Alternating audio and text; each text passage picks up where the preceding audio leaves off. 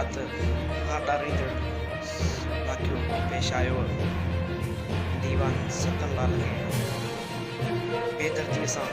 गोली ख़तमु कयो वियो ऐं उनखां पहिरियां बि ज़मीन जो तहफ़ुज़ कंदे हुन दायूं आला ऐवाननि खे वसवारनि खे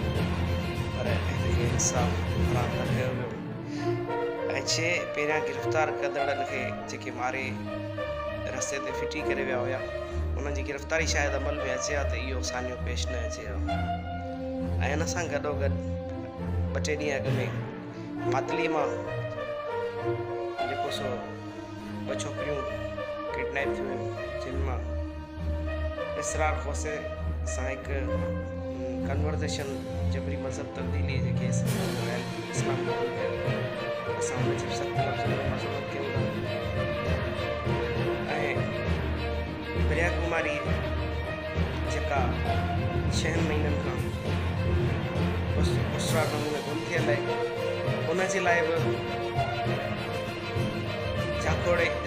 जाखोड़ींदे हाइट सदमे में बेसहारा बणियल अॼु बि तव्हां खयो न होसीअड़ में का हुनजी नियाणी हुनखे वापसि मिले ऐं इहे इंसाफ़ जूं अपीलूं कंदे सिंध पुलिस हुन ते ॿीहर नाइंसाफ़ी जो नओं किरदारु साम्हूं आयो जो जेका नई सही हरकत में आयल हुआ ड्रीम जिन जी नियाणी गुम थियल नियाणी जे वारसनि ऐं नियाणी जे